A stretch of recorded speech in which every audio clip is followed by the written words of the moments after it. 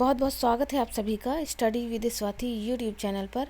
दोस्तों, आज के अपने इस वीडियो में हम बात करेंगे बीएड फर्स्ट सेमेस्टर से जो आपका पेपर 4 है, ऑप्शनल पेपर।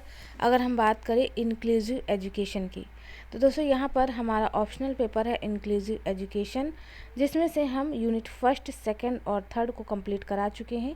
आज के अपने इस वीडियो में हम यूनिट फोर्थ के पार्ट 1 को लेकर के आए हैं। उसके बाद हम पार्ट 2 को कंप्लीट करा देंगे जल्द ही।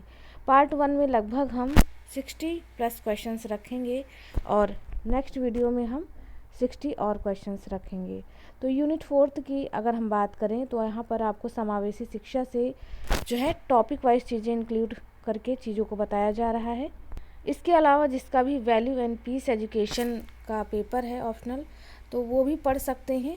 हमारे चैनल की प्लेलिस्ट में जाएंगे तो वहाँ पर आपको value and peace education subject से यूनिट फर्स्ट, सेकंड, थर्ड और फोर्थ के एमसीक्यूज मिल जाएंगे टॉपिक वाइज और यूनिट वाइज। तो वहाँ से आप value and peace education subject के लिए पढ़ सकते हैं उन चीज़ों को।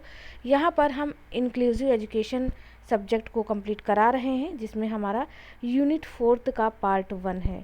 तो चलिए दोस्तों शुरू करेंगे। ये आपका CSJMU यूनिवर्सिटी के लिए तो है ही, साथ ही अगर आप अदर यूनिवर्सिटी से बिलोंग करते हैं और आपका सब्जेक्ट है इंक्लूसिव एजुकेशन, तो उसके लिए भी पढ़ सकते हैं, क्योंकि टॉपिक इंक्लूसिव एजुकेशन में वही सारे हैं, चाहे किसी भी यूनिवर्सिटी का पेपर हो।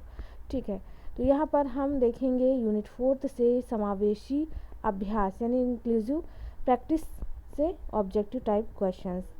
तो पहले प्रश्न की तरफ बढ़ते हैं और देखते हैं क्वेश्चन क्या पूछा है। तो क्वेश्चन पहला पूछा है कि एक विशेषीकृत प्रशिक्षण प्राप्त विषय शिक्षा का समावेशी शिक्षा में दायित्व है। क्या दायित्व होगा? तो करेक्ट आंसर ए हो जाएगा, अक्षम छात्रों को विषय विशेष में आ रही असुविधाओं को दूर करना। नेक्स्ट क्वेश्चन 2 है कि वाक दोष युक्त बच्चों की सहायक सामग्री है। तो वाक दोष मतलब वाणी दोष युक्त बच्चों की सहायक सामग्री क्या होगी? तो 2 का करेक्ट आंसर ए हो जाएगा, ऑगमेंटिव का क्या दिया है, ठीक है, ऑगमेंटिव कम्युनिकेशन टेक्नोलॉजी। ठीक है, ये हो जाएगा वाक दोषयुक्त बच्चों की सहायक सामग्री। तो आप करेक्ट आंसर 2 का ए लगा सकते हैं। क्वेश्चन नंबर 3 है कि अक्षम शिक्षार्थियों के कक्षा प्रबंधन के रूप में किस तरह के शिक्षा का होना महत्वपूर्ण होता है।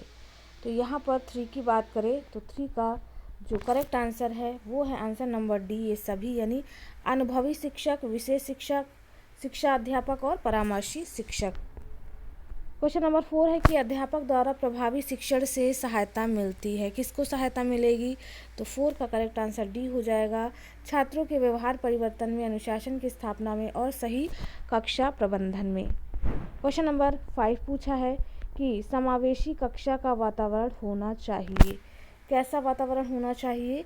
तो सौहार्दपूर्ण, सहयोगपूर्ण और सकारात्मक, ये सभी इसका आंसर हो जाएंगे। क्वेश्चन नंबर 6 पूछा है कि पाठ्यक्रम की रचना की जाती है। कहाँ पर की जाएगी पाठ्यक्रम की रचना? तो ये है उद्देश्यों के आधार पर पाठ्यक्रम की रचना की जाती है। क्वेश्चन नंबर 7 है कि समावेशी कक्षा में किस बात पर विशेष बल दिया जाना चाहिए। तो 7 का करेक्ट आंसर जो है वह डी हो जाएगा, छात्रों के उचित समायोजन पर। क्वेश्चन नंबर 8 देखेंगे। क्वेश्चन नंबर 8 पूछा है कि समावेशी कक्षा में काउंसलर का कार्य है। इनमें से क्या कार्य होगा अगर हम बात करें काउंसलर का? तो ए, बी, सी देख लेते हैं। सी दिया छात्रों को उनके भविष्य के लिए परामर्श देना। डी है छात्रों के लिए उपयोगी शिक्षण यंत्र सुझाना।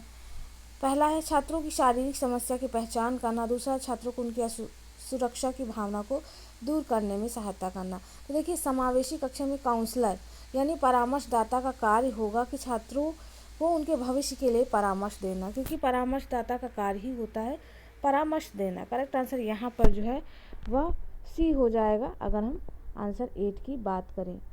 नेक्स्ट क्वेश्चन देखेंगे। क्वेश्चन नंबर 9 पूछा है कि समावेशी कक्षा की विशेषता है।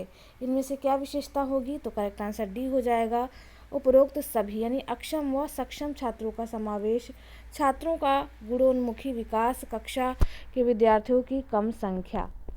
क्वेश्चन नंबर 10 है कि कक्षा में प्रबंध युक्तियाँ हैं। तो कौन कौन सी कक्षा में प्रबंध युक्तियाँ हैं बताना है। तो ये सभी हो जाएंगी, यानी छात्रों में कार्यों को बंटवारा, छात्रों को समय समय पर पुनर्बलन देना, कक्षा में गतिविधि का संचालन। क्वेश्चन नंबर 11 पूछा है कि समावेशी कक्ष शिक्षण में कौन सा उपकरण उपयोगी है। तो इनमें से सभी उपयोगी होंगे, चाहे वह ऑडियोमीटर हो, प्रोजेक्टर हो या कंप्यूटर हो। क्वेश्चन नंबर 12 पूछा है कि एक समावेशी कक्षा जिसमें उनके अस्थिबाधित छात्र हैं के लिए सर्वाधिक उपयुक्त मानव संसाधन होगा, कौन सा होगा। देख लीजिए यहाँ पर अस्थिबाधित छात्र कहा गया है। तो 12 की बात करें, 12 का करेक्ट आंसर ए हो जाएगा, फिजियोथेरेपिस्ट। क्वेश्चन नंबर 13 है कि समावेशी कक्षा का अर्जित चर है। तो 13 का करेक्ट आंसर बी होगा, छात्र। क्वेश्चन नंबर 14 पूछा है कि समावेशी विद्यालय के संसाधन कक्षा में क्या क्या होने चाहिए। तो 14 का अगर हम बात करें, करेक्ट आंसर डी हो जाएगा, श्रव्य दृश्य सामग्री, बहुइंद्रिय शिक्षण सामग्री और खेल कूद संबंधी उपकरण। क्वेश्चन नंबर 15 देखेंगे। क्वेश्चन नंबर 15 पूछा है कि समावेशी कक्षा की विशेषता नहीं है, इनमें से कौन सी विशेषता नहीं होगी। तो 15 का करेक्ट आंसर ए होगा, स्थिर पाठ्यक्रम। ये जो है समावेशी कक्षा की विशेषता नहीं है। क्वेश्चन नंबर 16 है कि समावेशी कक्ष में अनुशासन होना चाहिए। तो 16 की बात करें तो लचीला, क्योंकि यहाँ अक्षम छात्र भी होते हैं। क्वेश्चन नंबर 17 है कि पृष्ठ पोषण के संबंध में असुमेलित है, यानी फीडबैक जो है उसके संबंध में क्या चीज़ मेल नहीं खाती। तो 17 की बात करें तो ए हो जाएगा, पृष्ठ पोषण सीखने की प्रक्रिया पर सदैव सकारात्मक प्रभाव डालता है, ऐसा कहना ज़रूरी नहीं है। नेक्स्ट क्वेश्चन 18 देखेंगे। क्वेश्चन नंबर 18 पूछा है कि समावेशी कक्ष में अवरोधी चर है। तो यह है सभी, यानी विषय वस्तु, शिक्षण प्रणालियाँ और सहायक साधन। क्वेश्चन नंबर 19 देख लेते हैं। 19 पूछा है कि दृष्टिबाधित बच्चों के लिए कक्षा में आवश्यक है, क्या आवश्यक है। तो 19 का करेक्ट आंसर ए हो जाएगा, एम्बोस्ड रिलीफ मानचित्र। ये है दृष्टिबाधित बच्चों के लिए आवश्यक चीज़ कक्षा के अंतर्गत। क्वेश्चन नंबर 20 पूछा है, समावेशी शिक्षा में मूल्यांकन में शिथिलता दी जानी चाहिए, किसे दी जानी चाहिए। तो केवल अक्षम बच्चों को। करेक्ट आंसर ए हो जाएगा। नेक्स्ट क्वेश्चन हमारा है क्वेश्चन नंबर 21 कि समावेशी शिक्षा का पाठ्यक्रम होना चाहिए। समावेशी कक्षा का पाठ्यक्रम कैसा होना चाहिए। तो यह होना चाहिए लचीला, यानी इसको हम आसानी से बढ़ा घटा सकते हैं अपने अकॉर्डिंग। क्वेश्चन आंसर ठीक है, जैसे इनमें कई सारी चीज़ें आ सकती हैं, क्वेश्चन आंसर आ गया, टाइम टेबल आ गया, पाठ्यक्रम आ गया, ठीक है, इसीलिए इन्हें लचीला कहा गया है। 22 है कि समावेशन की प्रक्रिया में शामिल है, क्या शामिल है। तो उपरोक्त सभी, यानी परिवार, अक्षम छात्र और समाज शैक्षिक वातावरण। क्वेश्चन नंबर 23 है कि समावेशन की स्थिति में सुधार के लिए क्या होना चाहिए। तो यहाँ पर ग्रामीण क्षेत्रों में आमदनी के स्रोत बढ़ाए जाएं, लोगों की मनोवृत्तियों में परिवर्तन लाया जाए और नीति में आवश्यक परिवर्तन किए जाएं, यानी ऑल ऑफ द अबव इसका आंसर आ जाएगा। क्वेश्चन नंबर 24 देखेंगे। क्वेश्चन नंबर 24 पूछा है कि एक अक्षम छात्र कक्षा परीक्षा में असफल होता है तो इसका कारण है, क्या कारण होगा। तो करेक्ट आंसर यहाँ पर 24 का डी, ये सभी होगा, यानी छात्र स्वयं भी, शिक्षण विधियाँ भी और पाठ्यक्रम भी।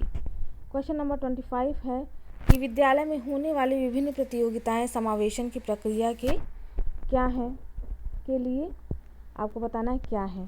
तो 25 का करेक्ट आंसर बी होगा, बाधक कारक हैं। विद्यालय में होने वाली विभिन्न प्रतियोगिताएं समावेशन की प्रक्रिया के लिए बाधा कारक हैं, ठीक है। सुकारक, नगण्य, इनमें से कोई नहीं होगा। 25 का आप भी लगा लीजिएगा। क्वेश्चन नंबर 26 है कि विद्यालयी परिवेश में छात्र के समावेशन के लिए सुकारक तत्व नहीं होगा, इनमें से क्या नहीं होगा। तो 26 का करेक्ट आंसर डी है, अध्यापक का अक्षम छात्र से कठोर व्यवहार। क्वेश्चन नंबर 27 दिया है कि समावेशन की प्रक्रिया प्रभावित होती है, किससे प्रभावित होती है। तो यह होती है सभी से, यानी वैचारिक तथ्यों से, शैक्षिक प्रक्रिया से और दार्शनिक सोच से। क्वेश्चन नंबर 28 देख लेते हैं। 28 पूछा है कि परिवार में अक्षम बालक को मिलना चाहिए, क्या मिलना चाहिए। तो 28 का करेक्ट आंसर डी है, प्यार व सम्मान, निर्णयों में भागीदारी और मानसिक संबल। क्वेश्चन नंबर 29 है कि बहुपरती शिक्षण प्रणाली है, इनमें से कौन सी होगी? तो सभी होगी, यानी हाशियाकरण का बड़ा कारण, ठीक है। उसके बाद विभिन्न स्तरों व श्रेणियों के विद्यालय और शिक्षा में समानता का कारण। क्वेश्चन नंबर 30 देखेंगे। 30 पूछा है भारत में समावेश की वर्तमान स्थिति कैसी है? तो ये है संतोषजनक है, लेकिन अभी काफ़ी कार्य किया जाना शेष है। क्वेश्चन नंबर 31 देख लेते हैं। 31 पूछा है कि यदि समावेशन की प्रक्रिया को प्रभावी बनाना है तो विद्यालय में किस कार्य पर रोक होनी चाहिए? तो यहाँ पर 31 का करेक्ट आंसर डी होगा, यानी छात्रों के संज्ञानात्मक वर्गीकरण पर, विभिन्न प्रतियोगिताओं के लगातार आयोजन पर और अक्षम छात्रों से अति विशिष्ट व्यवहार पर। क्वेश्चन नंबर यहाँ पर 32 है कि अक्षम छात्रों को समावेशी शिक्षा के लिए लेने से पहले क्या जानकारी आवश्यक है? तो 32 का करेक्ट आंसर जो है वह हो जाएगा डी, ये सभी, यानी छात्रों की आर्थिक पृष्ठभूमि, छात्रों की सामाजिक पृष्ठभूमि और छात्र की विकलांगता का स्तर। नेक्स्ट क्वेश्चन देखेंगे। 33 पूछा है कि निम्न में असत्य कथन, यानी इनकरेक्ट आपको फाइंड करना है 33 में। तो यहाँ पर पहला देखेंगे, पूछा है प्राचीन काल से भारत में विकलांगों की शिक्षा का प्रबंधन किया गया है। नहीं, प्राचीन काल से नहीं होगा, यही आपका इनकरेक्ट जो है स्टेटमेंट हो जाएगा। बाकी सारे सही हैं, एक बार आप देख लीजिएगा, आपको एक छांटना था, ठीक है। ऑल ऑफ द अबव दिया नहीं तो आपका पहला ही गलत हो जाएगा। क्वेश्चन नंबर 34 दिया है कि छात्र के समावेशन की प्रक्रिया में समाज की भूमिका है। कैसी है समाज की भूमिका? तो इसमें उपरोक्त सभी आ जाएगा, यानी समाज द्वारा बालक की विभिन्नता का सम्मान, जनता समानता का दृष्टिकोण और समाज की सकारात्मक मनोवृत्ति। क्वेश्चन नंबर 34 हो गया। 35 देखेंगे। पूछा है कि समावेशन की प्रक्रिया लोकतंत्र पर प्रभाव डालती है। कैसा प्रभाव डालेगी? तो यह डालेगी, हाँ ठीक है, यहाँ पर तो ये डालती है सकारात्मक प्रभाव, ठीक है। करेक्ट आंसर यहाँ पर 35 का जो है वह ए हो जाएगा। नेक्स्ट क्वेश्चन 36 देखेंगे। 36 पूछा है कि समेकित शिक्षा में विद्यालय की किस भूमिका को महत्वपूर्ण नहीं माना जा सकता है? ध्यान रखिएगा, नहीं पूछा है। तो 36 का आंसर सी हो जाएगा, पक्षपातपूर्ण व्यवहार का विकास। क्वेश्चन नंबर 37 पूछा है कि समेकित शिक्षा में केंद्रीय भूमिका है, किसकी भूमिका है? तो यह होगी शिक्षक की। क्वेश्चन नंबर 38 पूछा है कि उपचारात्मक शिक्षण का मुख्य प्रकार नहीं है, इनमें से कौन सा प्रकार नहीं है? तो यह हो जाएगा पर्यवेक्षण शिक्षण। क्वेश्चन नंबर 39 है कि अनुकूलन प्रौद्योगिकी के बारे में बेमेल तथ्य है, इनमें से कौन सा बेमेल, जो मेल नहीं खाता, वो तथ्य है? तो 39 का आंसर सी हो जाएगा, इनकी आवश्यकता केवल विशिष्ट छात्रों को ही होती है, ऐसा कहना गलत है। क्वेश्चन नंबर 40 है कि समावेशी शिक्षा के पाठ्यक्रम में कार्यानुभव का समावेश किया गया, किसके लिए किया गया है? तो 40 का करेक्ट आंसर जो है वह भी हो जाएगा, यह छात्रों को भविष्योन्मुखी विकास के लिए प्रेरित करता है। क्वेश्चन नंबर 41 देख लेते हैं। 41 पूछा है कि स्वनियमित अधिगम में सीखने वाले का कार्य नहीं होता, क्या नहीं होता है? तो 41 का करेक्ट आंसर ए हो जाएगा, पाठ्यक्रम का निर्धारण। क्वेश्चन नंबर 42 देख लेते हैं। 42 पूछा है कि सहपाठी अनुशिक्षण के कार्य नहीं हैं, इनमें से कौन से नहीं होंगे? तो छात्रों के सामाजिक व्यवहार का परिमार्जन करना सहपाठी अनुशिक्षण के कार्य नहीं है। 42 हो गया। नेक्स्ट 43 देख लेते हैं। 43 दिया है कि सहपाठी अनुशिक्षण के बारे में कुछ तथ्य नीचे दिए गए हैं, इनमें से अनुपयुक्त को छांटो। तो 43 का आंसर जो है वह बी हो जाएगा, अनुशिक्षण देने वाला छात्र सदैव अनुशिक्षण प्राप्त करने वाले छात्रों से बड़ा होता है, ऐसा कहना अनुपयुक्त है या गलत है। क्वेश्चन नंबर 44 पूछा है कि समावेशी शिक्षा में सहकर्मी किस रूप में सहायक होते हैं? तो 44 का करेक्ट आंसर डी हो जाएगा, ये सभी, यानी आदर्श के रूप में, सहयोगी के रूप में और एक रणनीति के रूप में। नेक्स्ट क्वेश्चन देख लेंगे 45 नंबर का। 45 पूछा है कि उपचारात्मक शिक्षण की आवश्यकता वाले बच्चे हैं, इनमें से कौन से बच्चे कहलाएंगे? तो 45 की बात करें, 45 का करेक्ट आंसर डी हो जाएगा, ये सभी यानी वे बच्चे जो ज्ञान का स्थानांतरण नहीं कर सकते और प्रेरणा की कमी है जिनमें, वे छात्र जिसकी किसी विषय में रुचि नहीं है, इन सभी को रिमेडियल टीचिंग की ज़रूरत पड़ती है। क्वेश्चन नंबर 46 है कि कला की किस किस विधा को पाठ्यचर्या में शामिल करने की बात एनसीएफ 2005 में की गई है। तो 46 की बात करें, 46 का करेक्ट आंसर डी हो जाएगा, ये सभी यानी नृत्य व संगीत, नाटक, चित्रकारी व कठपुतली। क्वेश्चन नंबर 47 है कि सहयोगपूर्ण सहकारी अनुदेशन में प्राप्त किए जाने वाला कौशल नहीं है, इनमें से कौन सा नहीं है। तो 47 का करेक्ट आंसर डी होगा, उत्तर देने का कौशल। क्वेश्चन नंबर 48 देखेंगे, पूछा है कि सहपाठी अनुशिक्षण का उद्देश्य नहीं है, इनमें से क्या नहीं है। तो 48 का करेक्ट आंसर डी हो जाएगा, सामाजिक उद्देश्य। क्वेश्चन नंबर अगला देखेंगे, 49 है कि अक्षम छात्रों के अनुकूल यानी एडेप्टिव ड्राइव है, इनमें से कौन सी है। तो 49 का आंसर डी हो जाएगा, ये सभी यानी एडजस्टेबल मेज, डिजिटल पुस्तकें और ईमेल। नेक्स्ट 50 नंबर का क्वेश्चन देखेंगे। क्वेश्चन नंबर 50 पूछा है कि सहपाठी अनुशिक्षण के संबंध में गलत कथन कौन सा है। तो 50 का आंसर होगा बी, वातावरण इस प्रकार के सीखने की प्रक्रिया को प्रभावित नहीं करता। यह कहना गलत है क्योंकि वातावरण का बहुत प्रभाव पड़ेगा। क्वेश्चन नंबर 51 देख लेते हैं। 51 पूछा है कि समावेशी शिक्षा में पेशेवरों की भूमिका किस रूप में होती है। तो यह होती है इन सभी में, यानी मनोवैज्ञानिक, चिकित्सक और मार्गदर्शक। क्वेश्चन नंबर 52 देखेंगे, पूछा है कि सहपाठी अनुशिक्षण के लाभ हैं, इनमें से कौन से लाभ होंगे। तो ये सभी होंगे, यानी छात्र के व्यक्तित्व का सर्वांगीण विकास, छात्र के व्यक्तित्व का स्वाभाविक विकास और छात्र के व्यवहार में परिवर्तन। क्वेश्चन नंबर 53 देखेंगे, पूछा है कि अनुकूलन का क्षेत्र नहीं है, इनमें से कौन सा नहीं है।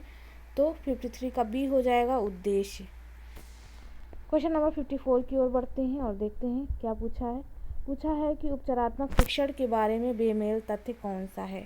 तो 54 की बात करें, करेक्ट आंसर डी हो जाएगा कि उपचारात्मक शिक्षण के बाद केवल योगात्मक मूल्यांकन ही किया जाना चाहिए। ऐसा कहना गलत है, ठीक है, योगात्मक मूल्यांकन ही ज़रूरी नहीं है।